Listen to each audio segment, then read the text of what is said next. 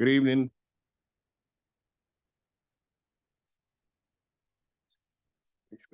Okay, thank you.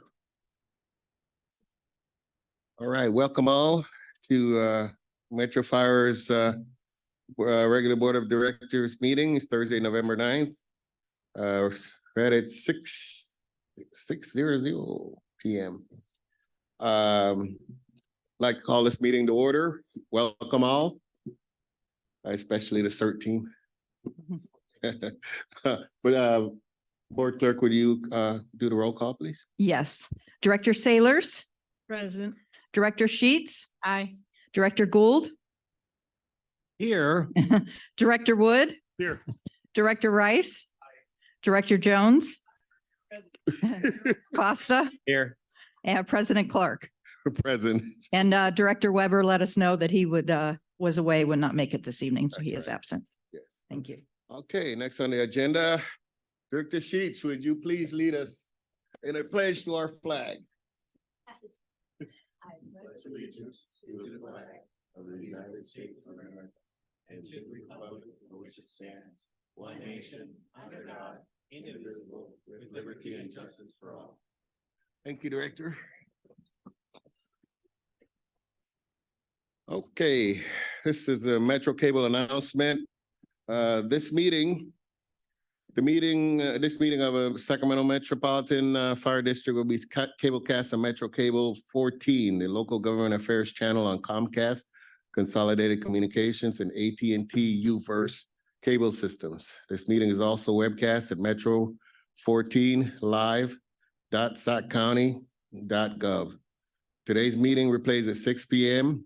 on Monday, November 13th, and again at 2 p.m. on Wednesday, November 15th on Channel 14. This meeting can also be viewed at youtube.com/Metro Cable 14. Next, we go to a public opportunity to discuss matters of public interest within district jurisdiction, including items on or not on the agenda. Do we have any speakers, ma'am? Board Clerk. Attendees, if anybody would like to present anything to the board, please raise your hand. I'll give you the opportunity to speak.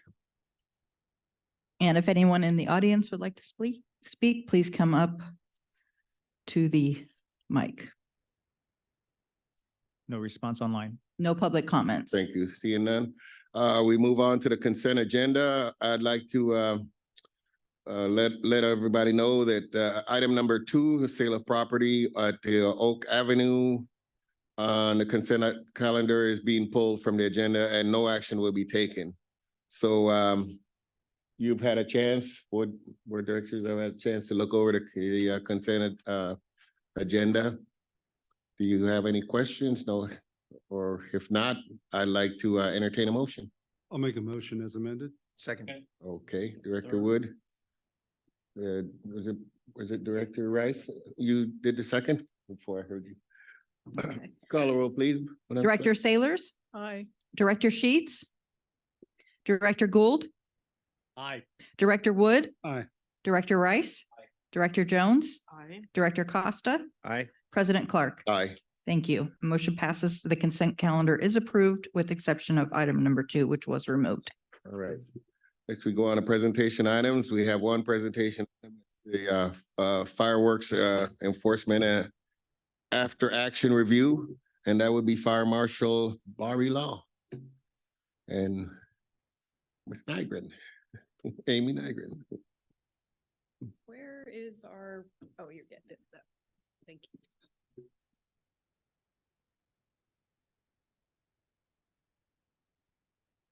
Good evening, directors. I'm Barbie Law. I'm your fire marshal, and I'm here tonight with Deputy Fire Marshal Amy Nygren. And we're here to talk to you about the after action report for our fireworks enforcement activities for 2023. We recently did this presentation for our County Board of Supervisors with some of our partnering agencies. The reason we're coming to you a little bit later in the year in this is that the report to the Board of Supervisors was delayed because we were moved to an October agenda. So normally we would like to give you this information a little bit sooner in the year while it still feels relevant. So I'd like to start with a little bit of the history of some of the enforcement activities that go on in Sacramento County. Metro Fire was actually the lead agency in our regional fireworks task force this year, as well as we work with our county partners on a county-specific task force. And that's with the Sheriff's Department, Sacramento County Code Enforcement, and representation from the County Executive Office. On that regional task force, we have representation from Yolo, Placer, El Dorado, and Sacramento counties, and that's from all of our local fire department agencies, law enforcement, including some of our state partners at CAL FIRE, ATF, and the Highway Patrol. And then the code enforcement departments for Sacramento County, the city of Citrus Heights, and the city of Rancho Cordova. Sacramento County Parks is involved. This year, we actually involved our public information groups, which was new to the task force this year. We saw value in having the ability to coordinate with all of our partners to get our messaging out. And then Sacramento County and Citrus Heights and Rancho Cordova all have a host liability ordinance, which we'll talk about here in a minute. So Metro Fire's primary objectives within the fireworks enforcement activities are really focused on community outreach and education. Emergency response, obviously, with our suppression crews, but also we have that statutory responsibility for fire origin and cause investigations when we have had a fire, and then code enforcement, which is where our fire inspectors come in. So we're out doing all the fireworks booth inspections, public fireworks displays. We have to have an inspector on site for the entire show. So they're there while those shells are being loaded for the evening, and then they're there until an hour after to make sure that we don't have any problems. And then we still have our normal call volume, so we're still out there doing after the fire follow-up. So if we have commercial fires, we need to get an inspector out there, get systems restored, see if we need to coordinate with the building department. So the host liability, and this is similar language for Citrus Heights and Rancho Cordova as well, but this is just Sacramento County's ordinance. It actually went into effect in 2022, but they didn't enact this, I believe, until May or June. So it was pretty late in the year and didn't really have time to get it rolled out in an effective manner. So this is the first year that you really saw Sacramento County code enforcement trying to utilize the host liability ordinance and their citation process to try and decrease some of that activity. So basically the fines, the county ordinance indicates that this is a misdemeanor and a public nuisance to utilize and discharge illegal fireworks. And the owner of the property can be held liable. A first offense is $1,000. A second offense within 1 year is a $2,500 fine. Each additional offense after that is a $5,000 fine. And then anything on the American River Parkway is a $10,000 fine first time. So when it comes to community outreach, this year, we really dove into our previous year's loss data since we implemented our new NFIRS system in 2021. We really have 3 solid years of data now out of that new system. And so what we were able to determine is that we needed to start our public messaging campaign earlier in the year because our complaints and fire incidents, really, we start seeing them around Memorial Day. So Chief Wilborn and his group got to work, and we started rolling out messaging in alignment with Arson Awareness Week, May 7th to 13th. You may have seen him out and Supervising Investigator Rogers doing a lot of media outreach and interviews, getting out the message on the dangers of fireworks. And that's not just illegal fireworks, all types of fireworks. New for this year, we actually put decals on 30 of our fire apparatus. So we had rolling billboards with safety messages about the appropriate use of fireworks, as well as that new fine piece so people were aware of what they were getting themselves into. All of our law enforcement partners actually opened up amnesty periods for the community to bring in and dispose of any fireworks that they wanted to. Those were not what we heard back from law enforcement was they really didn't have much turned in at any of those locations. But there's still value in having those open and available, and they're keeping them open all year for people to properly dispose of products. Sacramento County Code Enforcement sent out 636 advisory letters in advance of the holiday. They came up with the list of properties to send those to from complaints that were received in 2022. We assisted code enforcement going through our database from the previous year and making sure that they had all the complaints that we received. So with that, they sent out 636 letters warning people that there's a new ordinance and that there would be potential consequences for that. And then obviously we have our social media presence, handouts, press releases, you name it. The word was out really early this year. So reporting methods that the county has for the community to report fireworks problems, illegal fireworks problems. The primary method that the county is wanting everyone to use is that reportfireworks@saccounty.gov email address. It's a basically nice single ordering point for us because all those emails are also forwarded directly to CRRD. So we're able to communicate with people right away, and we stayed on top of everything that came in through there. Our other agencies are preferring that people call the non-emergency line for law enforcement. That's really who's going to be going out and doing patrol and engaging with people at the time that a disturbance is occurring. That isn't typically our primary role in fireworks enforcement. And then the other option for the community, if they have no idea who to call, is to call 311, and then 311 would route them to the correct location. So this year in 2023, and this is year to date, it didn't stop at the 4th of July. So we've had 919 complaints in Metro Fire's jurisdiction regarding illegal fireworks use. 52% of those complaints were actually received on July 4th, and they came in between 8 in the evening and about 1 in the morning. So I left the office with a clear slate of complaints, and then the wave hit us when it got busy. So about 40% of the complaints that actually come in don't have actionable information for the county law enforcement or for anybody to take action on that. And what we mean by that is there's no location, there's no address. We have people just saying this street, you've got a street that's miles long, or just an intersection. We got to have a location to actually be able to follow up on. It's very difficult to identify when you're just driving around. We did have about 150 complaints that came into the county's email group that I forwarded on to other fire departments because they had been sent to the wrong location. And that didn't include people from Los Angeles County and San Bernardino County that got hold of us. I didn't count those. I did forward them to the right place when they came in though. So some of our statistics from July 1 to July 5, this is what we report out on every year for the county. That's our heightened enforcement period.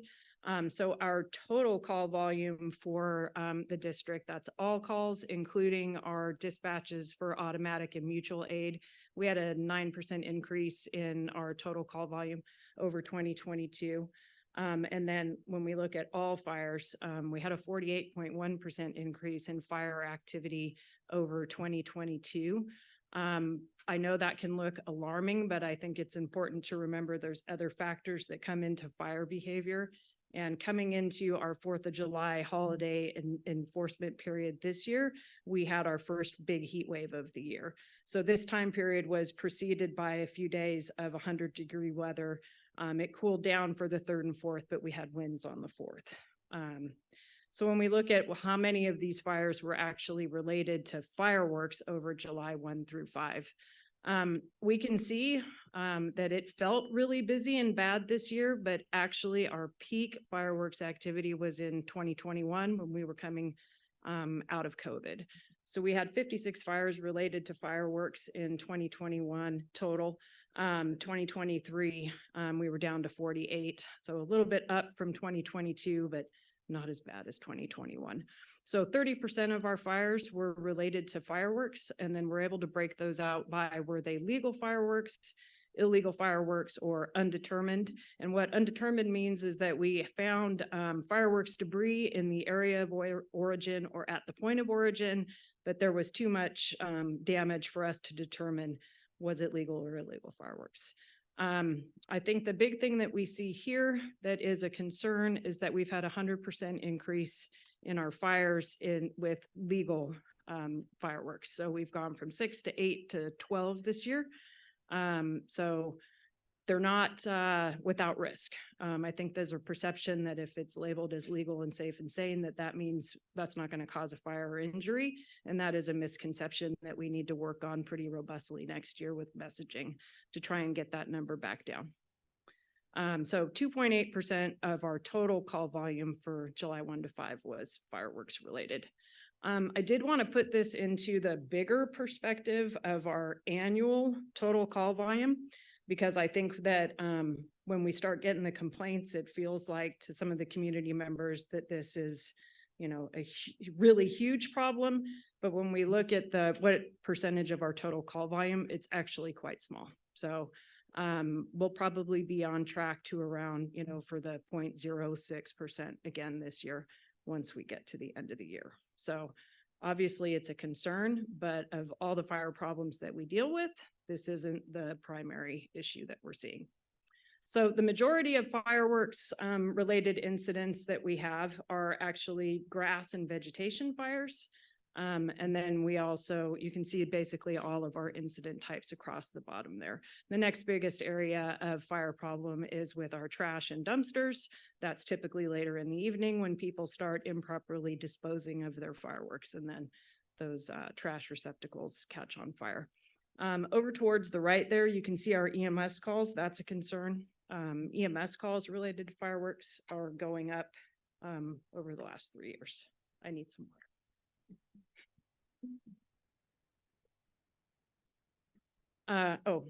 So we had one structure fire this year, and that one was actually related to improper disposal of legal fireworks in the garbage can next to the house, caused a house fire.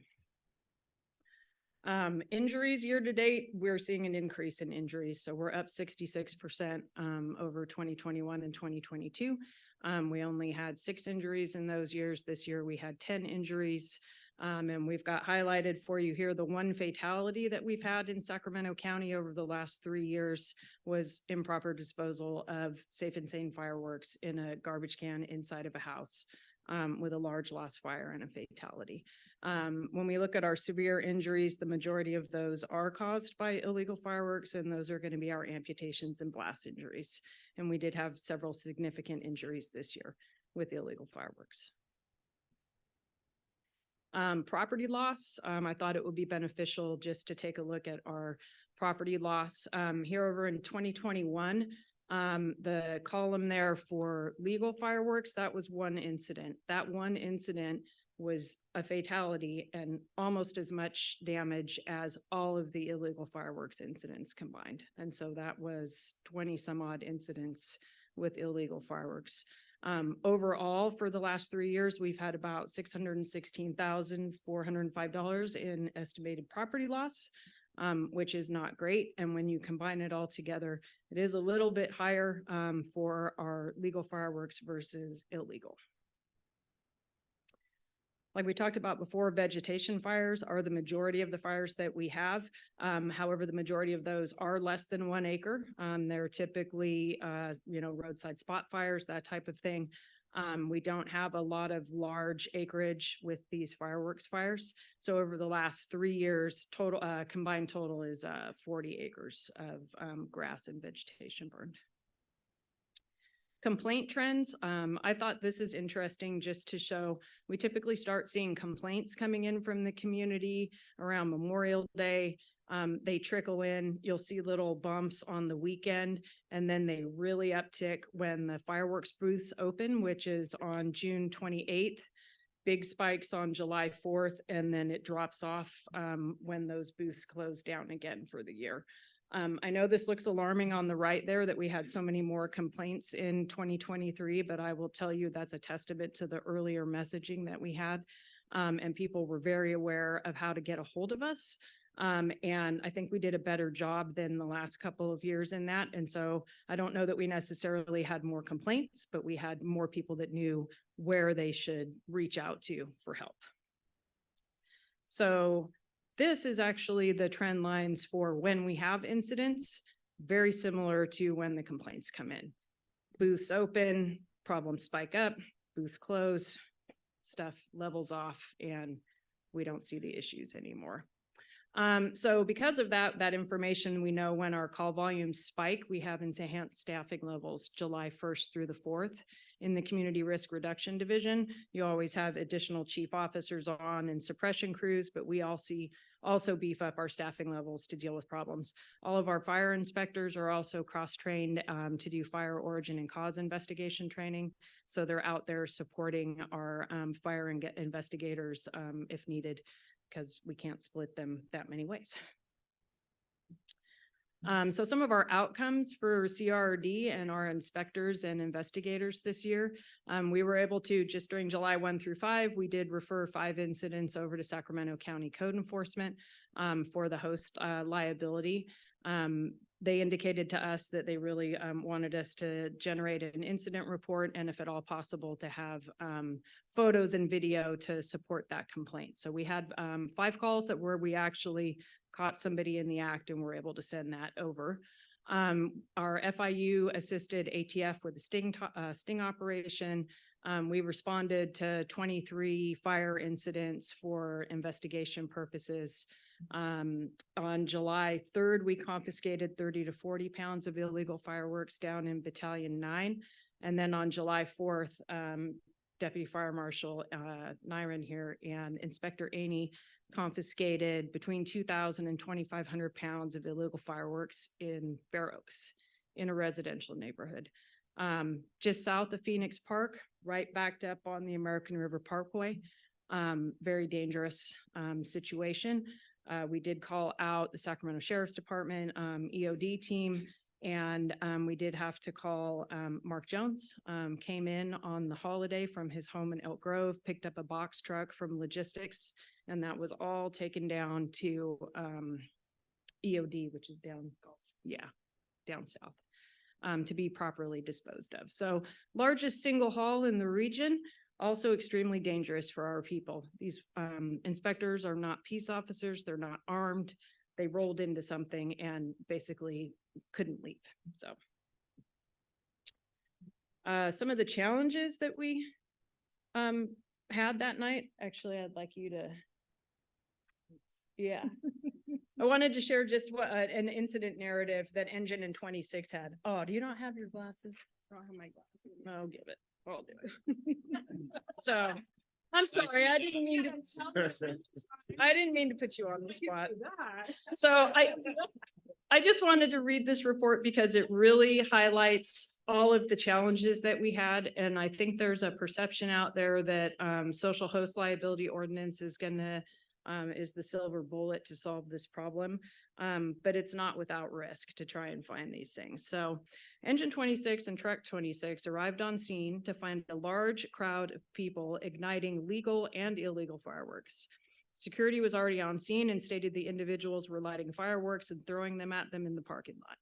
Sheriff was requested by Truck 26. Persons on scene also lit fireworks, which exploded near and under Truck 26. So we had members of the community throwing illegal fireworks at us. Security personnel also stated they thought they saw a fire somewhere in the school campus. They had to search the campus. There was no signs of smoke and fire. We had to get the sheriff's department out there ultimately to get this crowd of people to disperse. I think that kind of goes to the level of indifference to authority that we were experiencing this year with this problem, and the just general aura of chaos that we dealt with on the 4th. Another challenge that we're seeing is the impact on our primary and secondary response routes from people congregating in the street and setting up these makeshift platforms for their legal fireworks. As you can see in the picture here, this is not safe or sane. You're in the middle of the roadway, you're blocking traffic, elevating those fireworks so we can see where the sparks are going. This is very dangerous. This was widespread. So we're going to be focusing on really how to properly use your safe and sane fireworks so we don't have this happening next year, because that's not what this should look like. And then we did have some safety challenges with our inspectors being out there. As we talked about before, they're not peace officers, they're not armed. We had large unruly, crowds hurling stuff at us. It was challenging. So we've got some opportunities next year for improvement countywide. And we are working with Sacramento County Code Enforcement. The district attorney's office is going to be involved in some of these discussions now. So code enforcement is going to be sending out advisory letters for the first time, actually in advance of New Year's Eve as well. We don't typically have problems. We had no complaints last year. None of the fire agencies had any fire calls on New Year's Eve, but law enforcement does see an uptick in complaints. So they're going to be sending out those warning letters to anybody that received complaints for this season. Will go out before that. We will be exploring opportunities for different staffing models and to partner with law enforcement for the safety of our inspectors, so that they're not alone out there. Well, we weren't alone. We were teamed up together, but except for me. We're going to be Sheriff's Department trialed using their drones up along Main Avenue. And I guess that was very successful. So they're going to look at trying to expand the use of drones to look more at the host liability ordinance. Probably safer to have, the bird's eye view than trying to drive by and take pictures of people, which is not really effective. Still working on advocating for legislative changes to try and curb the supply of stuff that's coming into California. The host liability ordinance, the county is looking at tweaking and enhancing fines also for discharge on school properties and in community parks. I think people were savvy to the fact that if you're not in front of your own home, they don't know who to send that ticket to. So they went to locations that are not associated with an address, which was a problem. It does seem that the enhanced fines along the American River Parkway worked. There were no incidents. So they're going to explore that $10,000 fine for all schools and parks. We're going to be working on a stronger campaign with emphasis on that proper disposal of legal fireworks next year. The big problem is people are putting them into plastic buckets, which is still a problem. So we really got to hammer. It's a metal, non-combustible container so that we don't have the fire and injury problems that we did. And then Sacramento County, the Board of Supervisors is going to be looking at narrowing the window in their ordinance for sale of fireworks. So shortening it down to the 29th through the 4th, since we see the problems coincide with when that opens and closes. But that's a matter for the Board of Supervisors and not us. So with that, oh, wrong way. I can answer any questions you might have. Do we have any? Okay, Director Sheets. So, yeah, Director Sheets, Okay. you first. Perfect. Thank you, Chief, for the information. A couple of things that I took away from this that I think is really important is you touched base on educating the public about sane and safe fireworks. I can tell you how many debilitating injury patients that we take care of that they just have this misconception that because it's legal, it's not going to hurt them. And, having to have these difficult conversations with young teenage boys, young teenage girls with their hands completely blown off in the hospital is absolutely devastating. And it's just the beginning of the most life-altering experience that they would have to date. So really, really very, very pleased to hear that that's going to be an emphasis. Wondering, you talked about the education about educating the I want to say staff, but educating the community about metal containers, don't put it near your house. Wondering if there's like an initiative that we could actually like send out some of the garbage cans that are metal, as just a community kind of to get that out, to get that message out. And then also, you know, the ladders that people are putting, I don't think people realize that that's not safe, that they are doing it. You know what I mean? So I just really appreciate the information, really appreciate the emphasis on preventative, so that when those kids do come in on 4th of July, maybe they're not, that they're injured, but maybe not as devastating injuries. Yeah. Thank you. I think Parker's team did a great job this year, but now we need to refine the message after seeing what people are actually doing and where the problem really is. And that's because we're able to really dive down into the data and see what the problems are. One last thing, thanks for saving my community in Fair Oaks. Appreciate it. All the illegal break, yes, so thank you. Yeah. That's kind of shocking. Fair Oaks, for God's sake, I thought it was. Director Gould has a Thank you. question. Thank you, Chief, for that Or comment. presentation. I want to flip the narrative just a little bit.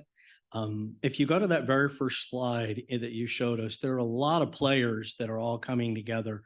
One of the things that I think might be missing is how about all of the folks that sell these safe and sane fireworks legally, and the role that plays in our community for all of the different organizations that absolutely rely on that sale in order to maintain a quality in our community of soccer and all the other groups that have been doing that for years. Has that group ever coalesced around some kind of a association that can be included in this dialogue that goes on for enforcement and fining and all of that? But maybe if they all came together in some format, they could be involved in all of these discussions, and they could be a great advocate on the educational side of it and prevention side of it as well.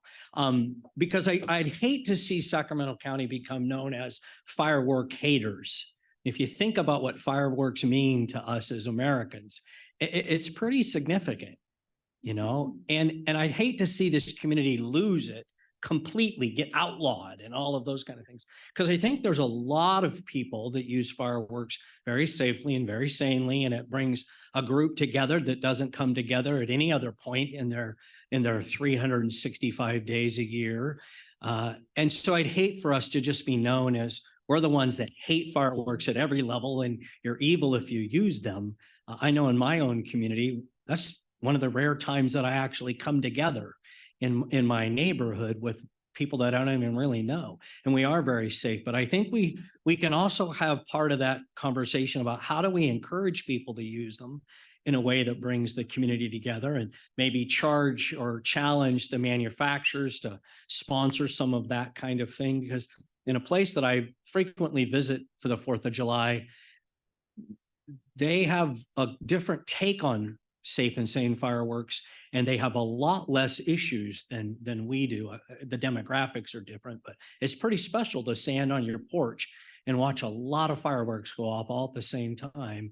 But I would like us to just see if we could take members of the community and get them involved in this initiative of well versus just the fire service and police officers and ATF. And if you look at that list, it's a pretty public safety generated, and I get that, but I think we've got enough people out there that use it correctly, use it rightly, want to see it used, sell them to maintain some pretty awesome community events that we need to support and have them still play a role. Because I don't know where the soccer moms are going to go for their funding if we cut this all off.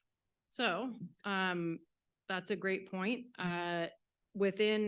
So there's a difference between the task force meetings, which are law enforcement sensitive. We talk about operations and some things that just are not out and open to the community for some, safety reasons. We did have multiple meetings with residents against illegal fireworks throughout our season. We had a total of 34 meetings between our county task force, the regional task force, meetings with residents against illegal fireworks to hear their perspective, meetings with the lobbyist from TNT Fireworks, talking about safety messaging. So there's been a lot of conversation Yeah. there. So I could talk to you for hours on all of this. I tried to limit it down. So that input is getting there, and we have been encouraging and brought it up at the county supervisors meeting that we would like to hear from more people and more community members than just a small sector of industry. Have you ever, sorry, chief, have you ever run into a group, the Citizens for Fireworks? No. No. Yeah, I guess I enjoy it. I think it has so much positive for our community.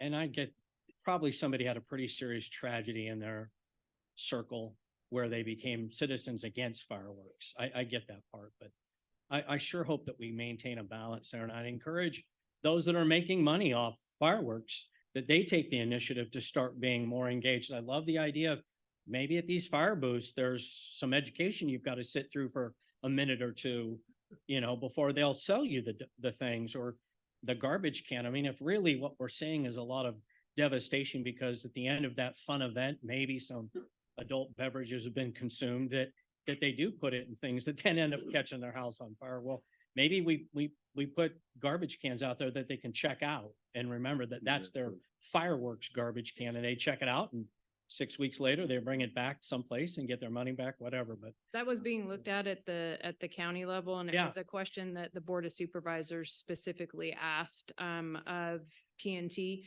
What can they do to get metal buckets? They expressed that there's some challenges there for them, but that's definitely a point of discussion. Well, I know you're a power Gotta get player, so I'll wait partners to to hear the table. citizens for effective and fun fireworks. I'd love to talk to them if they're out there. That's not who's calling me. Director Sailor? So- Okay. Thank you, Director Sailors, you had a comment? Thank you, Mhm. Uh-oh. Mr. President. Mhm. Chief, I was just going to suggest that maybe TNT, instead of giving money to help the sheriff, put extra sheriffs on duty that night or something, maybe they can give some metal buckets away when people buy their Safe and Sanes. But if that option has already been brought up. The door's not closed on it, Good. but yeah, Um, we're persistent. Don't worry. Yeah, and definitely, that would probably save a life or two. So definitely keep those conversations going. Yep. And thank you very much for this presentation. You're welcome. This is some great work you're doing. Thank you. All right, anybody else? Oh, Director Jones. Thank you, Mr. President. Again, Chief and Assistant Chief, thank you so much. A whole bunch of stats. It's very, very informative. Again, I'd like to have everyone take a deep breath because as you said in your statistics there, it's about 1% of all our calls. So it's not the sky isn't falling, but it does need to be addressed. And your PowerPoint shows many levels that it can be addressed, to which it can be addressed. I think every pro firework group is the group that's selling the fireworks for their scouts or their sports teams or their local community group. So those are the pro fire. We all kind of know this. One thing that would not entail having to pick up extra garbage cans and such would be for fireworks manufacturers with our input to come up with safety posters, bulletins, sandwich boards, whatever, and have that in front. That could be a quick, easy way to get some information, at least in front of the people when they're buying this, and or handouts. They do. Every box of legal fireworks that is sold, they're required to hand out the safety flyer. Well, again, no, we're looking into human behavior and you're gonna Yeah. have the whole gamut of everything Yeah. going there. And it's on the side of each of the booths too, correct? Is it? Yeah. Well, yeah. maybe we better get a big old flag or something. Yeah. One of those wavy things Yeah. to draw attention to it. Again, a lot of this is common sense. How about putting water in those buckets? Just those, come on, think about it. And again, now moving on to a larger issue. We are developing our political presence here. with Metro Fire. And let us know as directors what we can do, any opportunities to help influence state level legislation to help enforce out of state Products coming in trucking here. products, Yeah. whatever, influx of these illegal fireworks. It is, that's the key for our entire state. And of course, that will affect us. So please let us know as directors what we can do if that opportunity arises, how we can have input into pushing that state legislation to be able to help curb the influx. Thank you. Anyone else? Okay, thank you for that presentation. One of my biggest concerns was these guys throwing fireworks at our responders. I mean, that can get dangerous. Sooner or later, somebody's gonna get hurt. Yeah. And I think we should focus on the enforcement and actually penalizing people that do those kind of things, because I mean, some of these fireworks are, well, they're dangerous. Somebody could get, one of our personnel could get hurt, and I'd hate to see that happen. So yeah, that's one of my biggest concerns. Thank you. That's a great presentation. Thank you. Mhm. Good work. Okay, moving on the agenda, we don't have any action items. We'll go on to reports. We don't have a president's report. We're gonna move right on to the fire chief's report. Chief House. President Clark, directors, colleagues, and members of the public, good evening. As you can see, a fairly large crowd, and Sorry. I'm excited to stay in line with recognizing and introducing our members to you, the board. With us tonight are 24 members of Metro Fire's Community Emergency Response Team, known as CERT, including 12 new members. Under the operations report tonight, Battalion Chief Grant Russell and Captain Cornell will give a brief interview and introduce them to you. But I just wanted to highlight some of their achievements. This calendar year alone, January 1st through November 3rd, this group dedicated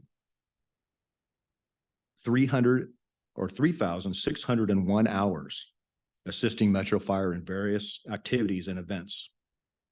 Some of those to include the air show, community events, academy support, Auto X, firefighter rehab, open houses, and severe weather deployments. I would like to formally, on behalf of Metro Fire, thank you all for your time, commitment, and unwavering devotion to the community. You each represent the CERT program and Metro Fire in an exemplary manner. Thank you very much. And I look forward to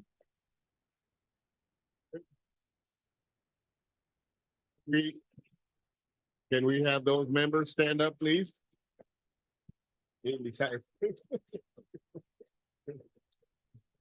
Now that we've given them a standing ovation, can you all stand up?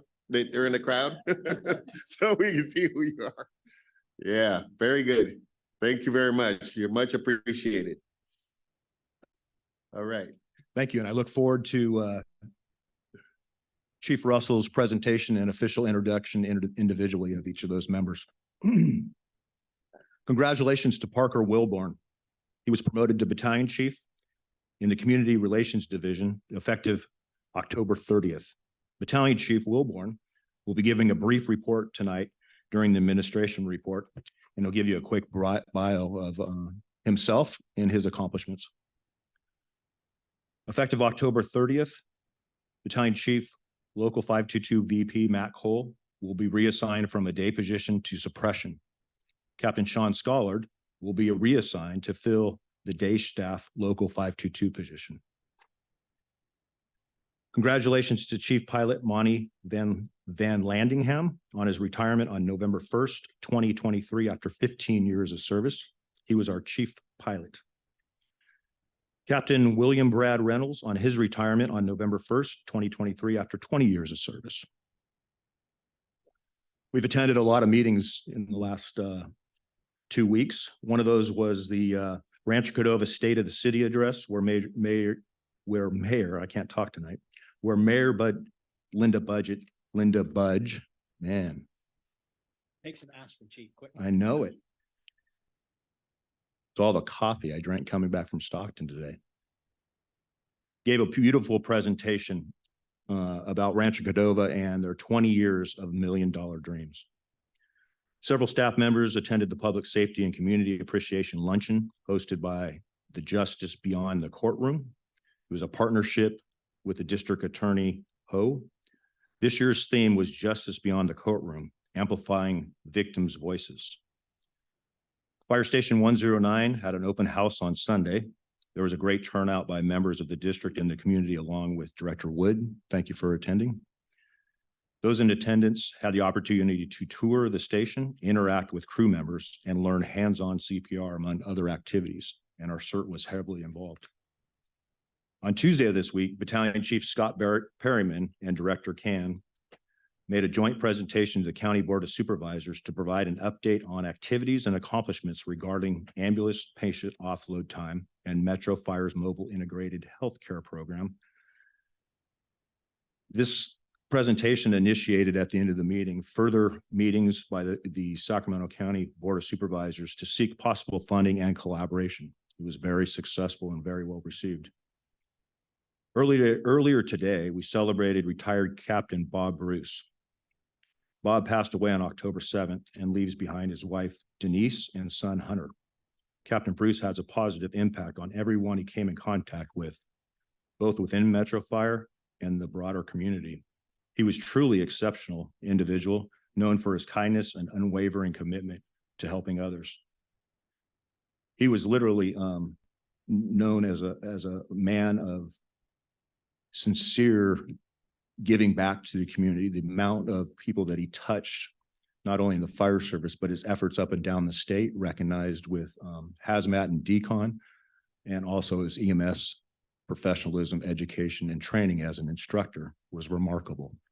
His son Hunter today wrapped up the event with one of the most proud moments any father could have, recognizing how he treated his son, how he left moments of remarkable images to he and his wife, but also the community. As a father, I couldn't be more proud knowing that Bob's memory from his son was amplified so well today. It was a great wrap up to an event that honored Bob Bruce. It's with a heavy heart that we remember and honor the life of retired logistics technician also, Gary LaSalle. Gary was a Metro Fire stable and passed away in comfort on October 30th. His dedication and unwavering commitment to our district and the fire service exemplifies our core values and mission. In his memory will forever be cherished. A memorial service had been scheduled for November 15th at 11 a.m. It's at the Sacramento Memorial Lawn at 6100 Stockton Boulevard in Sacramento. Metro Fire will have apparatus present as a static display, and many members will be in attendance. I'd ask at the end of this meeting to ask for a moment of silence for both those, Captain Bruce and Gary. That's the end of my report for tonight, unless you have any questions. Do you have any questions for Chief House? Hearing none. Let's move on to operations report. Deputy Chief Mitchell. Thank you, President Clark. Good evening, directors, Chief House, colleagues, members of the public. Adam Mitchell, Deputy Chief of Operations. I have one item to update you on before I turn it over to the real stars of the show over here and to introduce by the folks behind me. I'm happy to report that the plan developed by our air operations division to address all the recommendations from the outside agency safety review has been approved, and the work is moving forward to get us on that pathway towards success of getting our division back into service. I don't have an ETA yet, but we are on a good pathway moving forward to address all those recommendations, maintenance wise as well as procedural. So that's some really good news. And so now I'm proud, without further ado, to introduce Battalion Chief Grant Russell from Special Operations and Captain Shani Cornell to talk about our wonderful CERT program. It's great to see you all here tonight and to meet our members in attendance. Chief Russell. Good evening, President Clark, directors, Chief House, Battalion Chief Grant Russell, Special Operations, and CERT falls under Special Operations. So Chief House hit the highlights. I mean, 3,600 hours of volunteer time committed to Metro Fire so far this year. And we're only 10 months into the year. There's still 2 months left. So I anticipate our CERT program breaking 4,000 hours easily this year. And according to Linda Ford, one of our CERT superheroes, that's average for our CERT program. So the other thing that has been kind of not pushed out is that this is the 20th year that Metro Fire CERT program has been in existence. We don't have the exact date that it came into existence, but this is its 20th year. So I'm going to go ahead and introduce our CERT coordinator, Captain Shani Cornell, and she will introduce each of the CERT members, the ones that are the level 2 and 3 CERT, or I might have that backwards. And then our new CERT members that just completed training a couple weeks ago. So without further ado, Captain Cornell. Good evening. It's a pleasure to be here, and this is probably one of the greatest reasons I could be here. Our heroes behind the scenes that don't usually get recognized. Very quickly, I want to let you know, CERT was established initially in LA County in 1995. As a result of the multiple earthquakes they were having down there, they realized that they needed some civilian assistance. And so as a result, they developed the CERT team. Forward about 5 years, Alan Getrew, who retired about 6 years ago, I believe, because I think that's about how long I have been, 5 to 6 years, a program manager. He actually single-handedly developed SAC Metro's CERT program. He researched everything about the CERT teams that were in existence and developed SAC Metro's CERT program. We are the first CERT program in the Sacramento area that came to be in existence. There have since been other CERT teams that have developed too, but we have been the longest standing CERT team. And as Chief Russell stated, it's our 20th year. We've had members come and go. It's a tough spot to be because these people are volunteering their own personal times to be here. They all have their own jobs and their own lives at home. And so they're here without getting paid. And I think that's tremendous. And so without further ado, I will go ahead and introduce you to our members. First, I'm going to introduce you the members that have been here for a number of years. They're either level 1 or level 2s. I have that right? Level 1s, level 2s, make sure. They all, and then our newest members are the ones that have just completed the classes. They're considered level 3s. I'll let you know the difference between level 1s, level 2s, and level 3s are the amount of the classes, the types of classes that make you eligible for certain deployments, such as severe weather. We need to take certain classes for that. Firefighter rehab. We have classes that teach them how to do specific things to be able to qualify to come out to do firefighter rehab. And then one of the other big things that are more public are first aid and community outreach. And so I will go ahead and introduce you to our level 1 and level 2 members. First one is Harry Belt. You get to come up here, okay? Come up here.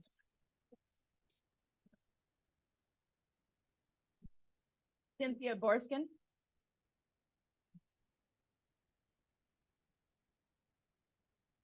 Go ahead and just stand right there. Yes.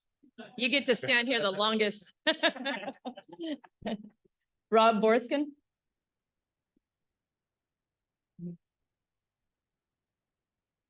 Don Brown. I'll let you know Don Brown is one of our oldest members. He has been here just shy of 20 years.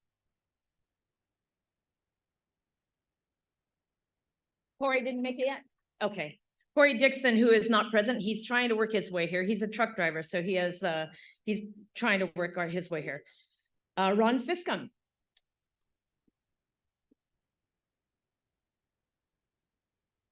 And the person that I could not be in this position without, Linda Ford. She's one of our coordinators, and she's a rock star. Carol York.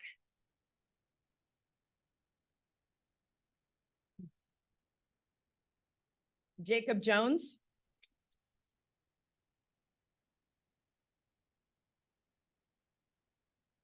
Ken Hastings.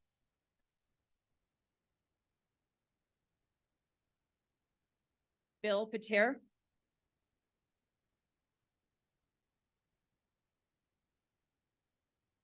Diane Reynolds.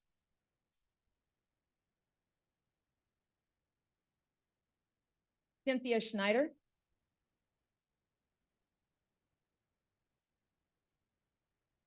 And Penny Wood.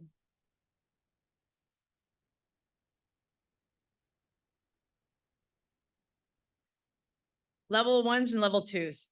All right. So we just recently had a CERT class, a CERT, it's called CERT Basic. And it is at least 24 hours. So it's 2 to 3 Saturdays of these people's lives, 8-hour days. And then 2 Thursday nights for 6 hours, 6 hours. That 4 hours, I'm sorry, it starts at 6 and goes to 10. I didn't pass math. Anyway, so they learned they learned first aid, they learned basic CPR, learned how to move heavy objects, fire extinguishers, and basically learn how to protect themselves in a disaster. And then if they choose, they can join our CERT team and start to volunteer with these fine people and basically give back to our community, learn what to do in a disaster, man-made or natural. All right, so these are the latest level 3 members, and I apologize if I am mispronouncing names. Kimberly Gamboa.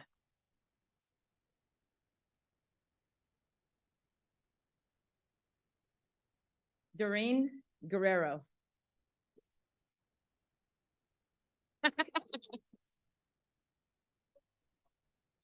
Oh, yeah. She might look familiar, I guess. Sorry, now I remember your name. Sabrina Gutierrez.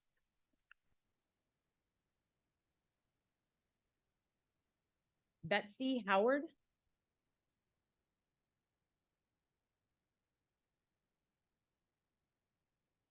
Nikita Kravinchenko.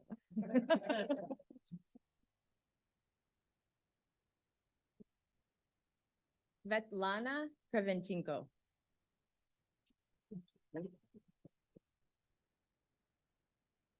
Lee Lowe.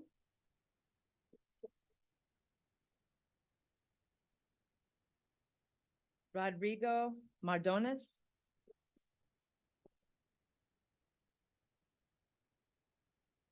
Wendy Moore.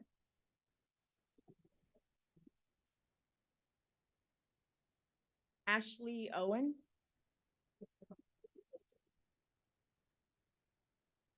And Christine May Schwartz.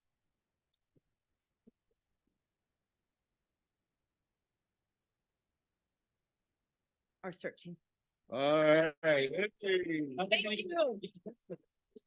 Oh, Yeah, get a picture of him. okay.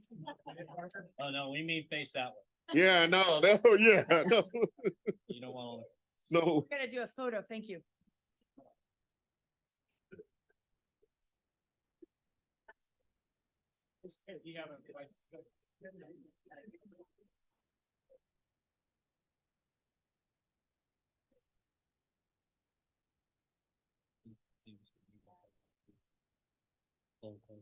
Regional grant. Thank you.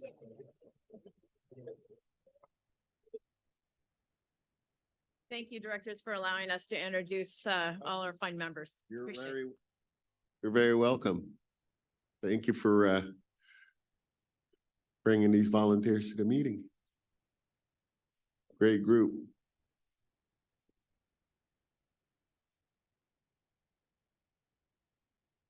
Okay. Is that the end of your? Oh, okay. Nicely done, Chief. Thank you. Well done, well done. We don't have any questions for the chief. Yeah, well done. Thank you very much. Okay, we go to administrative report and we're gonna have this PIO here, but that's Chief Wilburn is gonna do the report for Deputy. All right. Chief Bailey. Good evening, board. Ty Bailey, Deputy Chief of the Administration.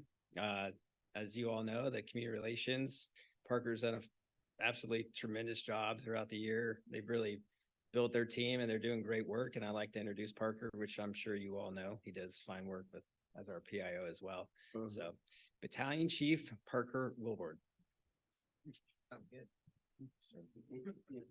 It's got an interesting ring. Good evening, President, board members, Chief House. I'll just give you a brief report on what we're doing in community relations. Most of this has been already been mentioned with the Firehouse Open House.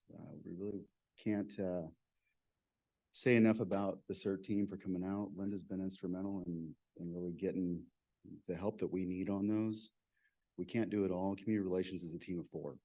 And we're really tasked with a heavy lift, but it takes a group effort. And CERT's one of those major groups that carries the ruck. And so I want to say thank you to them. They were instrumental in hands-only CPRs. They've taught in the last 3 open houses, hundreds of people, hands-only CPR. They go over utility safety. So when there's an emergency like we've had earlier this year with power, with gas, they teach people the ability to turn off their utilities. And that's huge for some of our community, especially in times of storms. Stop, drop, and roll, just the basics. They're there to help facilitate that. So just want to say thank you to them. Operations has always been there to help us out. And I know that there's maybe some frustrations there at times with the crews online going to some of the events, but we just want to say thank you to them. Again, we can't do it all, but it's important for the community to see those fire engines and those people out there on the daily. They go to events every single day. Our calendar is packed, but they get it done, and we can't say thank you enough to them. We touched on retired Captain Bob Bruce's memorial today. We were able to help coordinate with the family, and retired engineer Scott Schneider was instrumental in that. And we're looking ahead next week with Gary and dealing with helping their family transition through this next period. So we're honored to be a part of that. We're going to continue to do that. Unfortunately, we're seeing that, fatalities. We're going to be there for our members that are here currently and have already moved on into retirement.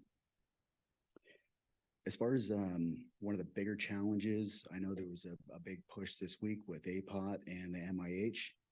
And one of the messaging we've been working on now for the past over a year with the Northern California Hospital Council is right care, right place at right time.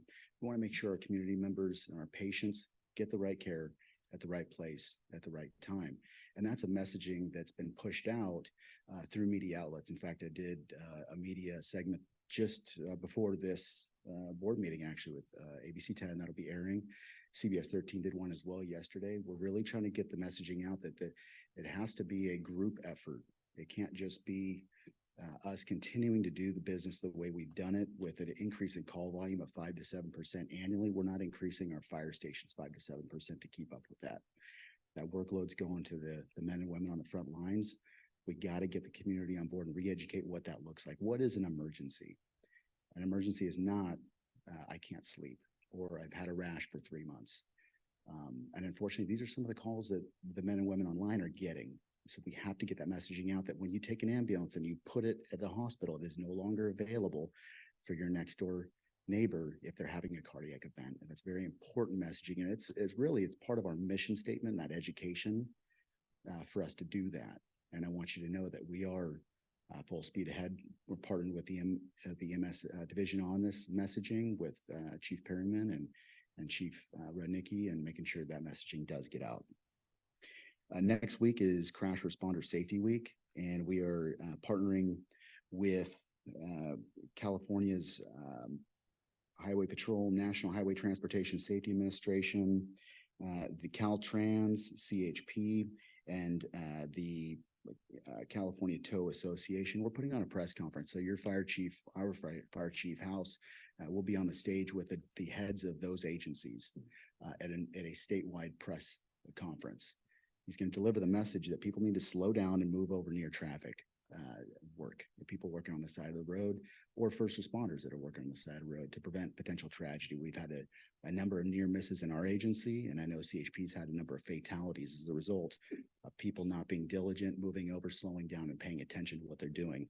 So our mission on Monday, when Chief House speaks, is to bring some light to that. And he's going to be partnered up with some heads of those big agencies to get that messaging out. Some good news.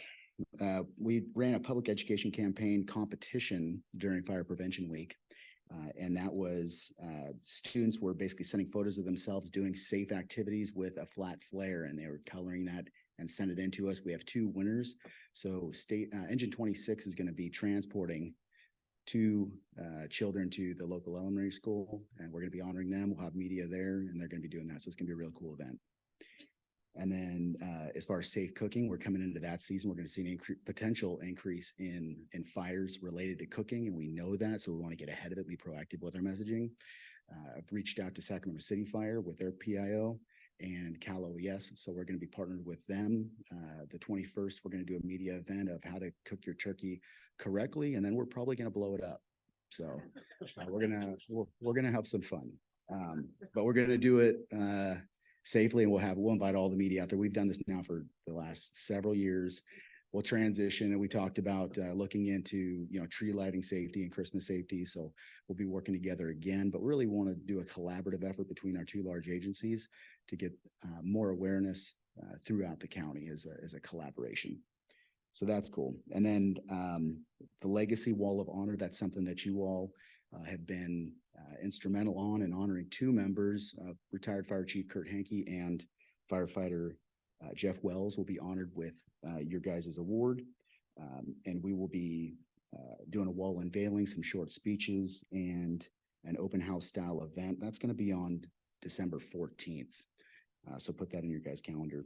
And finally, we're working on our yearbook. So our next yearbook should be ready potentially by the end of the year, maybe first part of next year. We'll see. We're online. Brenda Briggs, April, our 2 specialists, April West and Allie Mayhew, are doing a phenomenal job of corralling 700 people to come get their photo taken. I can tell you it's no easy task. That on top of getting other photos and all the other things. So pretty cool stuff. We're obviously very busy, and that concludes the Community Relations Division. Now I've been asked to speak about myself, which there's nothing I'd like less.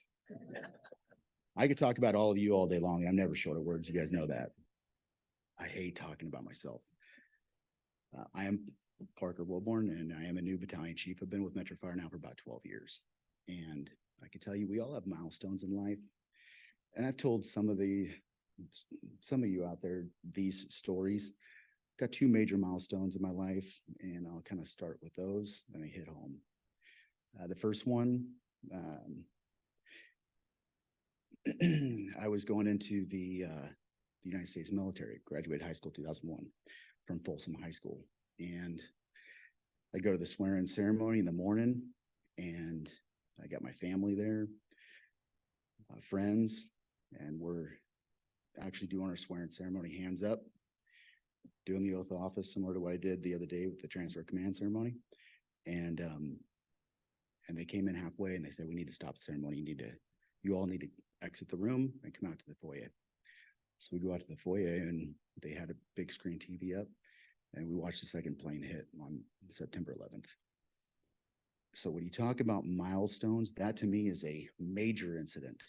It's not only going into the military and getting uprooted from your family and going down a new path, but then going to, now we're at war. So it's major milestone for me. I went into the military. I was a lineman. I served as a high voltage electrician for 4 years, became a journeyman, ran crews, and got out with a significant level of experience and education that is really irreplaceable. It's outside of the military to be able to have that much responsibility as an 18-year-old, running 4,000 volts, 12,000 volts in a crew, making sure they all go home at night. Fast forward, it's May 27th, 2011, and I'm getting ready to go walk down the aisle to get married with my wife, Jessica. And And 5 minutes before, I'm finishing my last beverage, adult beverage with my friends. And I get a vibration in my phone, and it's a email from Metro Fire with a job offer. And so that day, I got married to the love of my life, and I got my career. And 4 months later, I met Fire Chief House at the Academy Drill Grounds and Director Rice. Huge milestones for me. And I can tell you, for the past 12 years at Metro Fire, I've never been more proud. I've spent time in just about every one of our battalions. I've had bids in 4 of the 5. I spent most of my time down south. I've been a rescue swimmer, boat captain. I'm on the SAC Regional IMT team, the Type 3 team. I've deployed out. And then coming into this position, I could tell you, building out the team that we've built and the players that I have on the community relations are second to none. We are a force. We get things done with 4 people that some people with 12 couldn't do. And I couldn't be more proud to work with them. I couldn't be more proud to work with everybody that's here. So looking at my this last 2 weeks, I was last 2 months really, I was asked to MC Fire Chief House's transfer of command. Now that's arguably one of the most important award ceremonies that a fire department does. To have the ability to MC that is a tremendous honor. And that morning I'm driving into work and I called my wife. My wife was planning on going, and I said, you know what, my boy, Austin, he plays tackle football. He's 10. My daughter cheers for the junior peewees at Oak Ridge as well. So they're skipping football practice. Now in Oak Ridge, that is a big deal. You do not miss football practice and you do not miss cheer practice. But I said, this is more important. This is one of those things in life that my kids need to see. So bring the kids. So they brought the kids. Fast forward to almost the conclusion, Chief House brings me, throws that on my plate. I was completely sideballed, but I could tell you that's equal to one of those milestones. We talked about the first 2. That was the third milestone. I got to MC the most important award ceremony that we do. And then on top of that, to have gold bugles placed on my collar and have my son right next to me taking the oath with me. I can tell you I haven't been more proud as a dad, and the conversations that we had while I was tucking them in to bed that night, him and my daughter, I could tell they couldn't be more proud to have me as their dad. And those moments are irreplaceable. And so I thank you, Chief House, for that. I thank you for the trust in the board and for everybody out there to give me the ability to promote and to have more accountability and responsibility. I take it with everything that I have. So I want you to know that, and I thank you for this time. If you have any questions about what I've said, please go ahead and I'll try and keep it brief.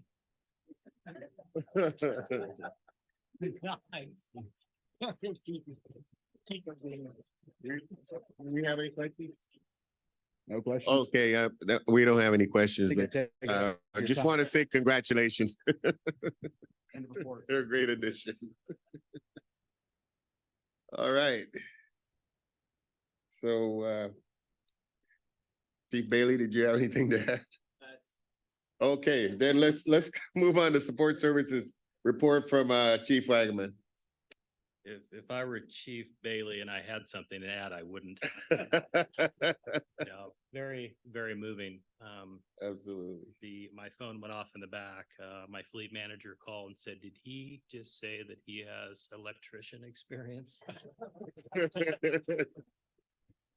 Yeah, well, that's Yeah. alignment. Right. We usually use inside wiring. We'll take it. Good evening, Board of Directors, President Clark, Chief House, Tyler Wagaman, Deputy Chief of Support Services. Tonight, I will keep my support report brief. We've had several unexpected absences in the support services branch, just primarily due to some scheduled vacations and unscheduled illnesses. So it's been a little challenging to get some of the highlights, but the ones that I did get, I will certainly pass on to you. Rest assured, though, that exceptional work is still being carried out throughout the district to support the vital services our community provides each and every day.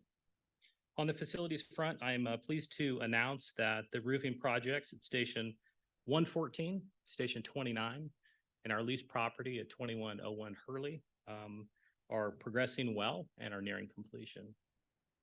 Turning to our communications division, while they're taking a short break on the installation of communication equipment in our apparatus, they have redirected their focus to mobile repairs, preventative maintenance.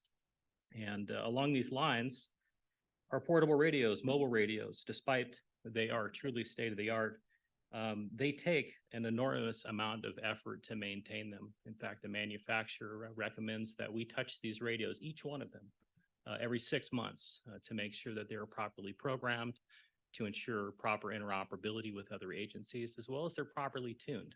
As you know, these go into some very difficult environments with our firefighters, and they have to work every single time. And I have to commend our communication staff because they're out there making sure that they do just that. So when they're needed, they work. So I commend our staff for that. Lastly, I'd like to highlight the exceptional work that's being done at our communication center.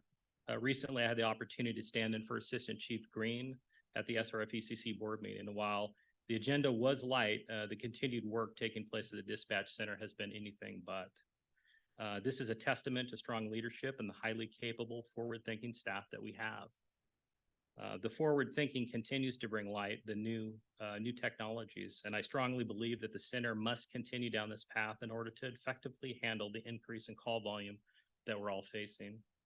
Like Dolphini, the smart response technology voice-to-text transcription software that Assistant Chief Green spoke to during his last report out. So big kudos to Chief Executive Director Freeman and his staff for these advancements. To Community Risk Reduction, Chief Law, Chief Nygren, our Fire Investigations Unit, as well as all of our inspectors. My hat is off to them for tireless efforts on our fireworks front. Once again this year, we always learn something new, and we always bring something back to the table to try different next year to ensure that our community stays as safe as possible. I think one of the most difficult things to quantify is the things that we save. And when we looked at the presentation tonight, we did a pretty good job at showing how much illegal fireworks poundage was taken off the street, over 2,500 pounds.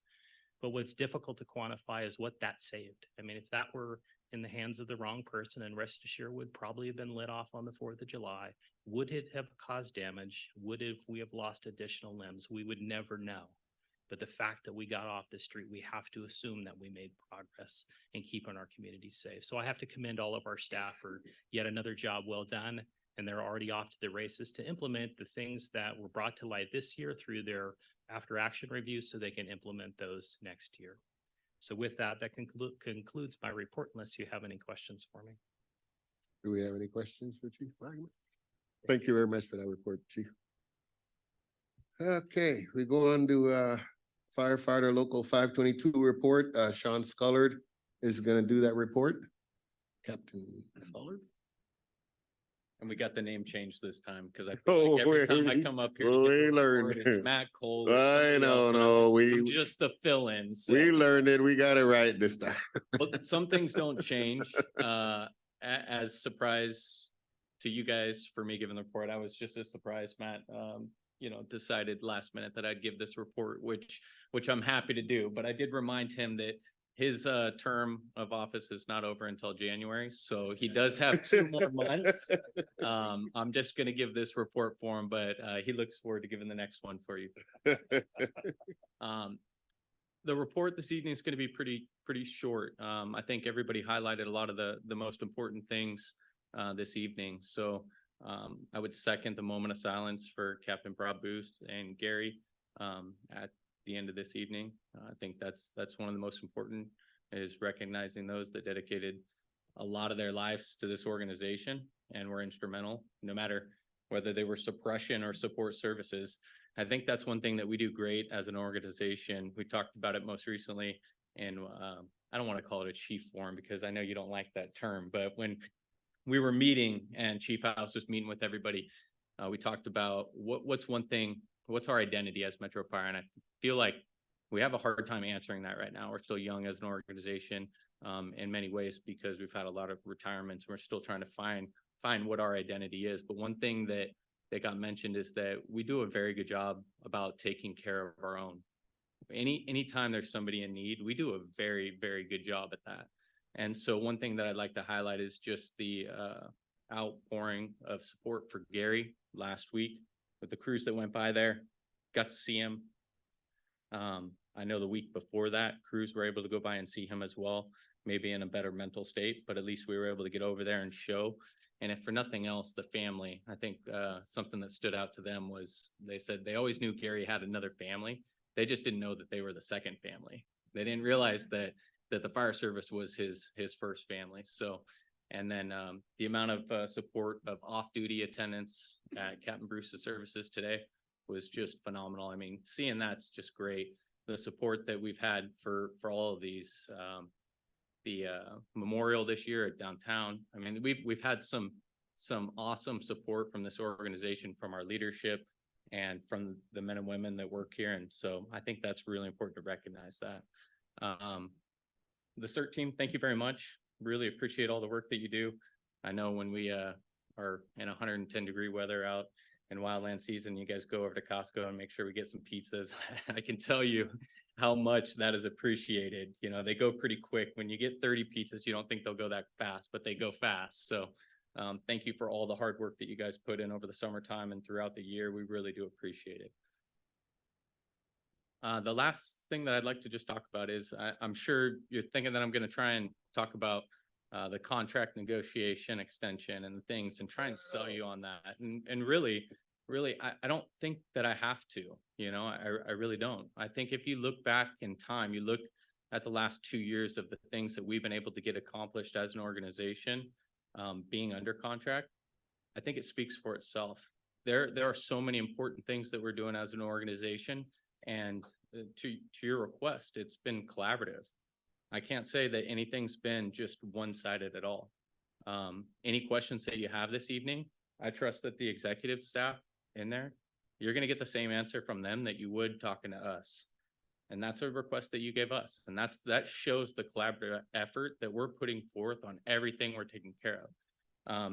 We've talked about the meetings with County Board of Supervisors. We've talked about the meetings with Dr. Khan. Those are all things that we're working on together so that message is united, so they can see that this isn't a labor agenda. This is not a management agenda. This is Metro Fire's agenda. When we say we are getting things accomplished, that is us as an organization, not as individuals. And I hope that you see that. I hope you see what we're doing, being instrumental, you know, in Northern California with service delivery, squad implementations, BLS pilot programs, CJAC paramedics. I mean, sky's the limit. I mean, and we have time to do that. We can accomplish anything, and that's what we're doing right now. And I hope that you see that, and I look forward to continuing to work with all of you and this executive staff. Matt, thank you for your time as vice president. Like I said, it's not over yet. And yes, I will be taking over for Matt in January. So I look forward to working with all of you, getting to know you a little bit better, working with Chief House, even though we have a long history of working together. And you'll probably hear more about that when it is my official time to give board reports. But we'll dive into a little bit about me and my history and our history, and I look forward to that time. So thank you. All right. Do we have any questions for Captain Scholar? No? Okay, thank you. Good job. All right. So next we move on to committee and delegate reports. Executive committee, our next meeting is to be determined. Communications Center JPA, that's Assistant Chief Green. Thank you, Director Clark. Good evening, board members, Chief House, my old friends from CERT. See you, and the new members of CERT that I've met tonight. Look forward to meeting you as we move forward. Chris Green, Assistant Chief in the Operations Branch, board member for the Communication Center JPA. We last met on October 24th, and thank you, Chief Wagaman, for covering for me. The board took action on 2 items. The first was Administrative Benefit Resolution Update, and the second was amending the current Medical and Hospital Care Act 2024 resolution. Chief Wagman mentioned briefly about a technological upgrade at the comm center, Delphini software. I am not a techie person whatsoever. However, it never ceases to amaze me the cutting edge technology and software solutions that our current comm center executive director and staff look at to move forward. As you know, our CAD is and what we would call an older product. It was here, I think, before most of us in this room. However, you will hear more in the future about new technology and so forth. And you've heard it over the years of how we've integrated Pulse Point, Active 911, and now Tablet Command. It all runs through our JPA in one form or another in our partnership. So it's all good news. Otherwise, I don't have anything else to share. We meet again in these board chambers on November 14th. Happy to answer any questions you have. Do we have any questions? Okay, thank you, Chief. All right, moving on to Finance and Audit Committee, Director Wood. Yeah, the Finance and Audit Committee has not met since our last meeting on October 26th, and we do not have one currently scheduled. It'll likely be the second meeting in January. Right. Thank you, Mr. Chair. Thank you. Policy Committee, Director Costa. Thank you, Mr. President. The committee met today and we reviewed a new board policy around the standard of cover. We reviewed and moved that policy forward to the board for approval. Our next meeting is December 14th. End of report. Thank you, Director. All right, we're gonna move on to board member questions and comments, and just to let you know that as soon as we finish those comments or questions, we'll have a moment of silence for Captain Bob Bruce and Logistics Technician Gary Lascelles. Okay, that's it, right? Okay, all right, thank you. And then we'll recess into closed session, and those of you that, I mean, it's getting a little late. So if you want to leave, then it'll be fine, because we're gonna have a long closed session. So, okay. And I promise that tonight I am not gonna miss anyone. No screw ups this time. All right, we're gonna start with Director Sailors. I have no comments tonight. Okay, thank you. Director Wood. Thank you, Mr. Chair. I just wanted to say a couple of things. Want to echo the gratitude to the crew over at 109 for the open house and all the CERT members. I've seen you guys at all the open houses we've had this year, and you guys always do outstanding work. And the engagement you have with the kids, it's wonderful. I don't have that patience to deal with kids, so I'm so glad you guys do it. I also want to mention one person in particular on truck 109, Chris LaBelle. Is that his name? Chris Allen. Chris Allen.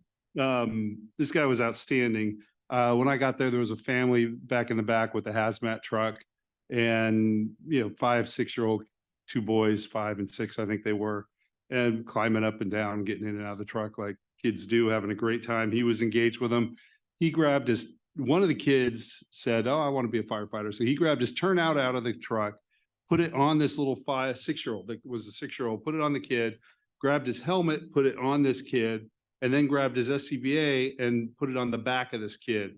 And so you got this little 6-year-old with probably 30 pounds of gear on them, just trying to stand up straight for the pictures that his mom was taking. It was absolutely outstanding. But he was just absolutely a phenomenal representative of Metro to the members of the public that were there at that open house.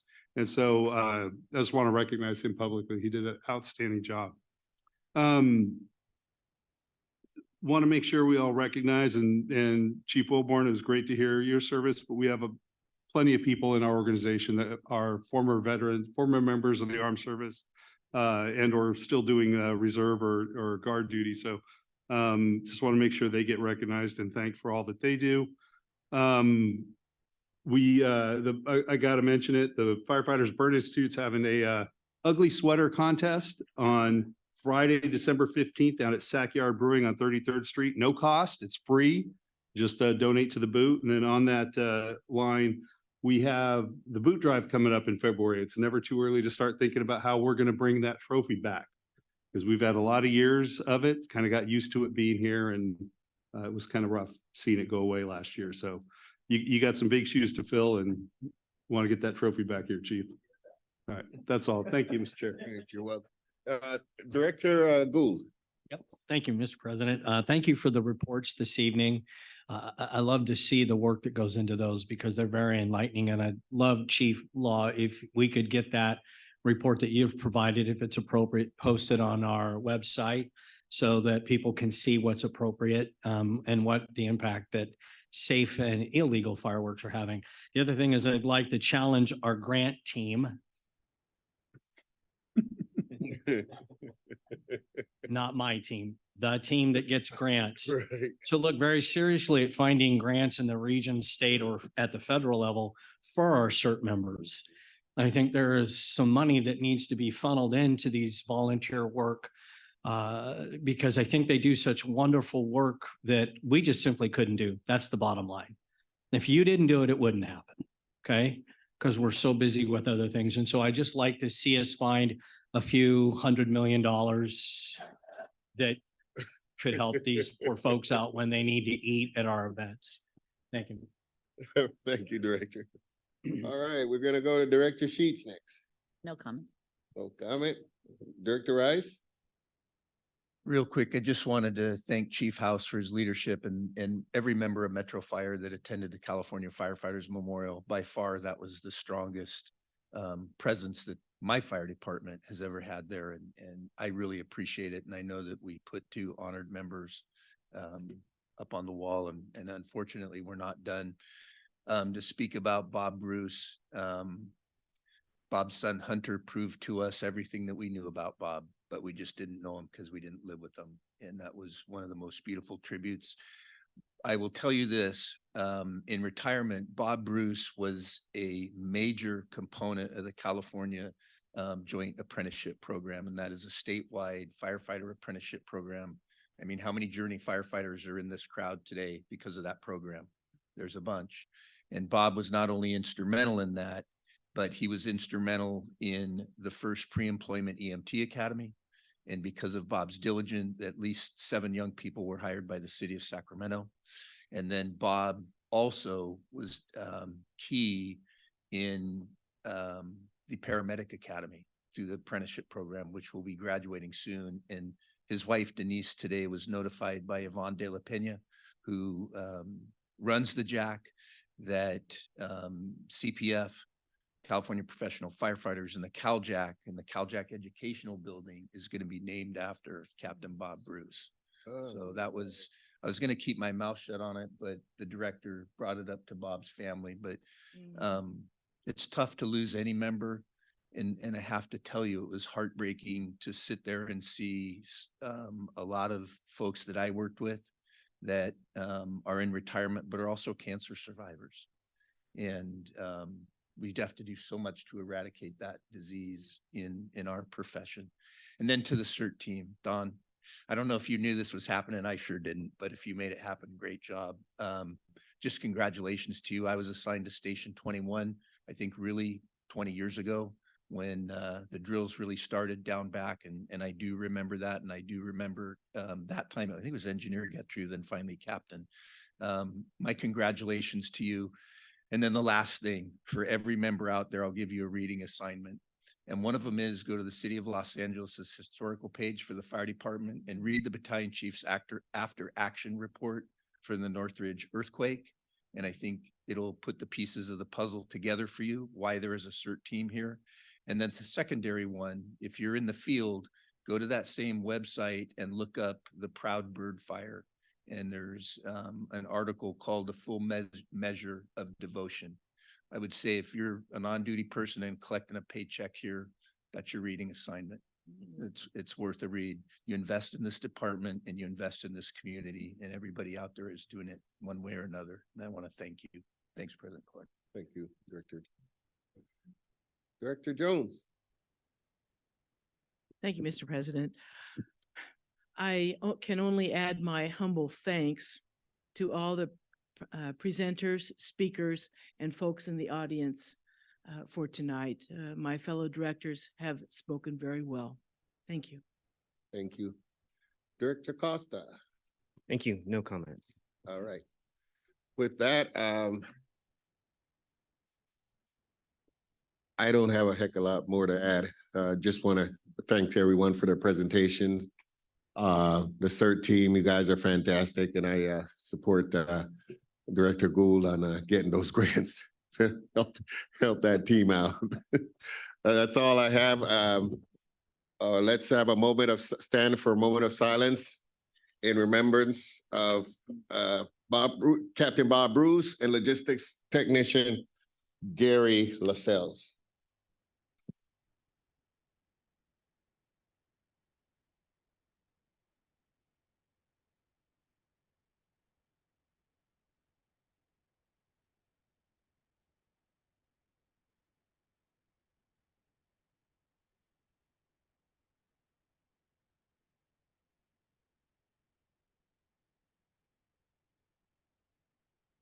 Metro Fire Board of Directors will recess to a closed session, and y'all have a good night.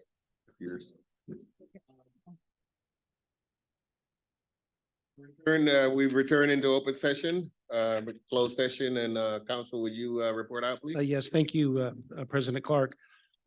Two items in closed session. The board met on item number one, conference with legal counsel. 6 different cases involving civil litigation that are identified in the closed session agenda were discussed. No reportable action was taken. Number two, the board met in conference with its designated labor negotiator for the district in dealing with the employee organizations listed in that portion of the closed session agenda. No reportable action was taken. Thank you.